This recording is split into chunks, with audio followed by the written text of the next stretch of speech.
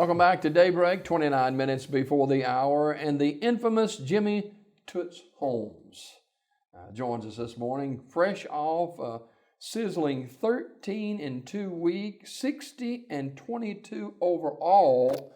Do I need to reach out and touch you? Or? Well, I imagine I'm steaming pretty good, but I went by the Huddle house, and get all that good breakfast. And, oh, yeah? Yeah, we was out there just yesterday morning running miner myself. And you have to do that before you play golf, right? Oh, yeah, you can't play on an empty stomach. And can't think of a finer place to go than here in Silicon. So go ahead and tell us what you ate.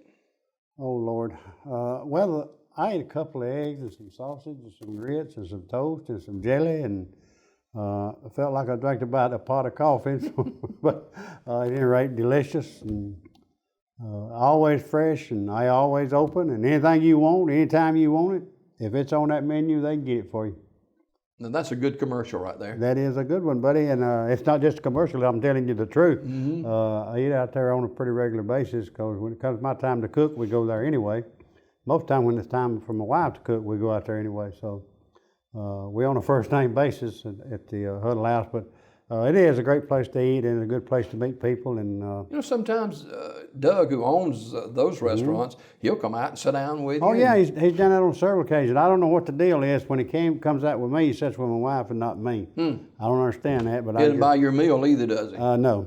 Matter of fact, he wants me to buy here. Yeah, that's why he's a businessman. Oh, that's right. He's still in business. But, his locations here in Sylacauga and Harpersville and over in Chelsea.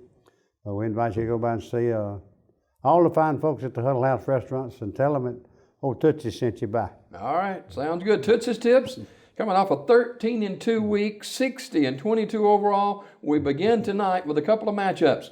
Virginia Tech at Pittsburgh. Well, I'm going to tell you, Virginia Tech, they've played well, they've not played well. So that's their M.O., isn't it? It is. I don't know. Frank Beamer's, the Beamer ball thing, I guess, Jim, is out the window. But they're playing at Pittsburgh. I'm gonna just have to go with Frank Beamer. For some reason, whatever, I like him, and he's done an outstanding job at Virginia Tech University. Number 20, Utah at Oregon State. Well, I tell you, I just got to go with the Utes. They playing pretty good football, and see, they got me in trouble once before about the Utah State and the Utah thing, and I picked the wrong one, but I like Utah. One of the best games, best ending games that I've seen in a while was last week, TCU and Baylor. Number 4, Baylor at West Virginia this week. Well, 61-58 in regulation time was the Baylor-TCU score. I think both teams, Baylor was down like 21 points in the fourth quarter and come back and finally won the thing, but they do a pretty good job. The Bears are playing well, and they're going to go to Morgantown, West Virginia. And West Virginia, the jury, as far as I know, is still out on them. I've seen them play well. They played Alabama pretty decent in the first ball game of the year, but I just like Baylor. You wonder now, though, Jim, will it be flat from a big win, a huge game? But I feel sure they'll go to Morgantown and do pretty good. Well, as we go into the last half of the season, and, there's 4 championship slots. And Baylor is jockeying for one of them. They're ranked number 4 now, and they can't afford to slip up. Well, I'm telling you, it's all on the table for them. And, I made this statement when we started our shows this year that the SEC West, the winner, the champion of the West, is going to have a loss. I still believe that. You got Mississippi State because they beat Auburn, perched at number 1 in the country. Ole Miss, number 3 now? So those 2 teams are going to play each other. Mississippi State still got to come through Tuscaloosa. So I still say that everybody's going to have a loss in the West. And when all this thing, the dust settles and they go out to Dallas, Texas, there's going to be some good teams in the SEC that's not going to play. They're kind of beating each other up. They are, and that's been true for several years. When you get this national competition thing or national championship, the SEC is beating up on each other pretty good. And then it continues to do so. The East, that's sort of up in the air.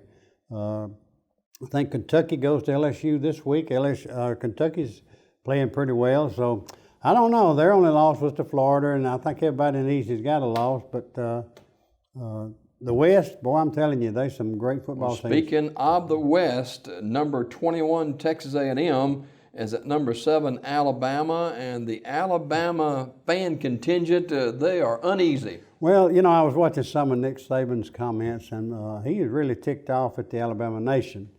You know, they go by. It don't take much to tick him off. Oh no, though. it doesn't.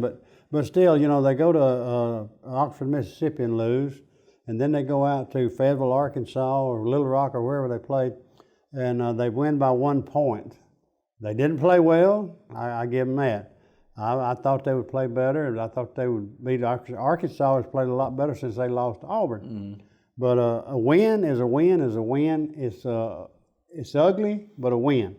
And you know you got to go with that. And this A.J. McCarron thing has really got a lot of people upset. And Now Texas A&M, you know they've lost 2 in a row, Yeah. but they're a good football team. you know it wasn't 2 years ago they came to Tuscaloosa and beat Alabama.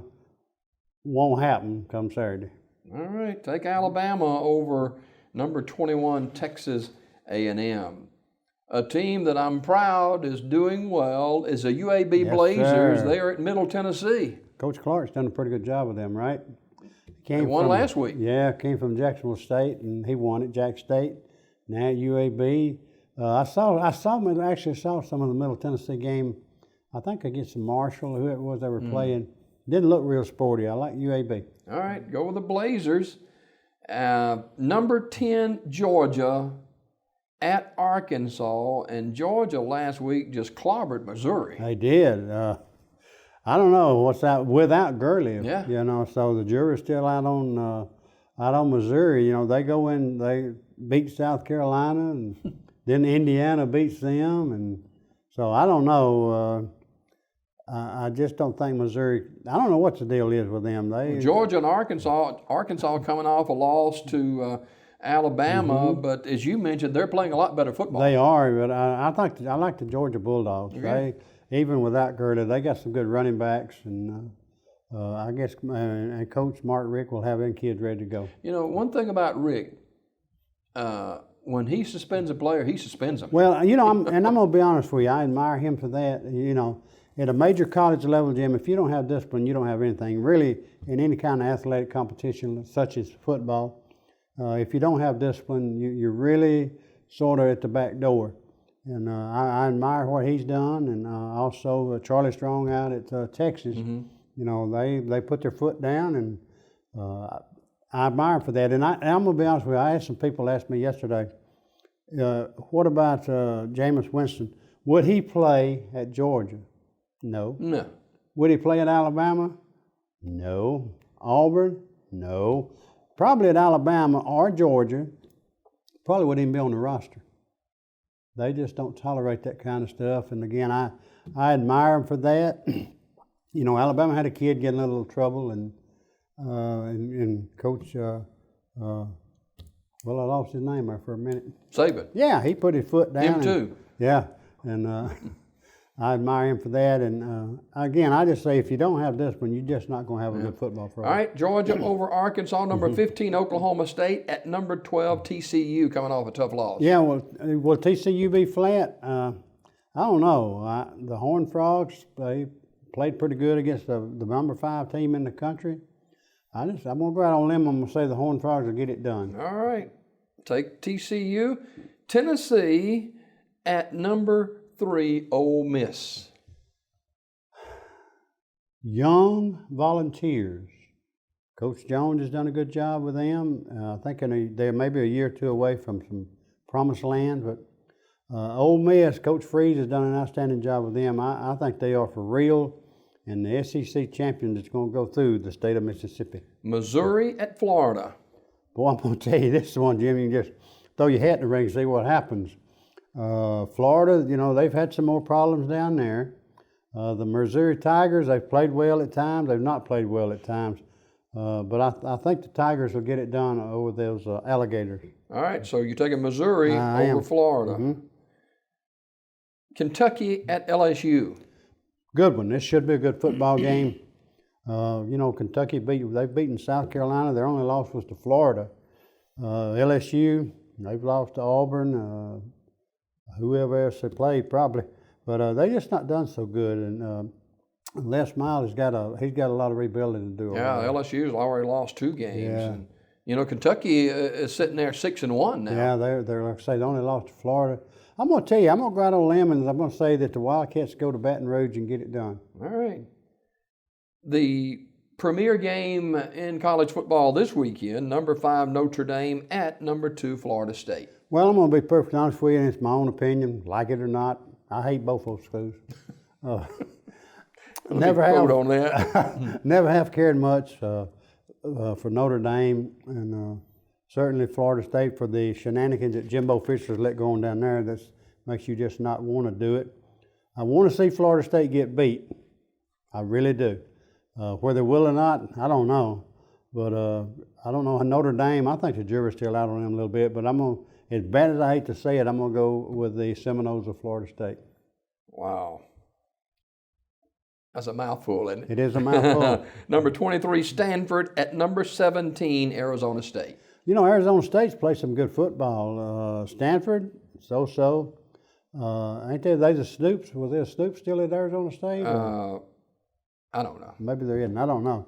Oh, that's Rodriguez, isn't it? Oh, he's at Arizona. He's at Arizona. Okay. Well, again, I like Arizona State for whatever reason. Stanford, they've played some good football at times, and at times they didn't play so well, but I'm going to have to go with Arizona State. All right, 60-22 overall, 13-2 last week. We'll see what the matchups hold this weekend. Toots' Tips brought to you by the Huddle House, and time for one of those 6-tier waffles. You know, those things are pretty doggone good. You know, they bring you plenty of butter to go on them and the syrup. They bring you 2 or 3 of them little butter cups, you know. Oh, yeah.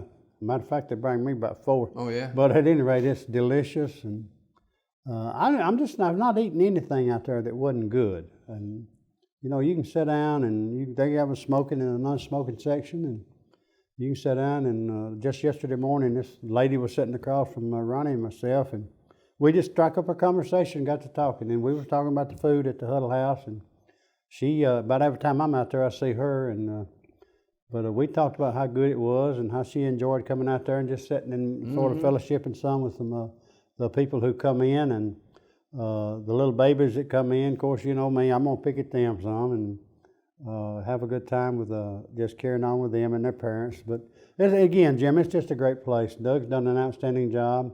The employees are trained well. They know their job. They do their job. And, been there a while, most of them. Oh, yeah. The turnover is almost unheard of at the Huddle House, and that's because it's a great workplace. Yep. All right, the Huddle House, always open, always fresh, presents Toots' Tips. Let's do it again next week, and we'll be over at Legion Stadium tomorrow night for Sylacauga and Central Clay County, and it'll be a house full of folks over there then. It should be a good one. It's got a lot of implements on the playoff situation. You know, Sylacauga's got a rough road to hoe. They play the Centrals this week, and then next week Tallahassee. So, and you know, we've talked about Tallahassee. Ronnie Baines, and probably most of the people my age or better will know. Remember, Ronnie played at Talladega at Auburn, was NFL official for, I don't know, about 20, 25 years. He's got a grandson that plays at Tallahassee, and he's just lighting it up. So, again, certainly we hope Sylacauga does well, especially tomorrow night when we'll be there to just see everything go on. All right, see you a little bit later. Take care, man.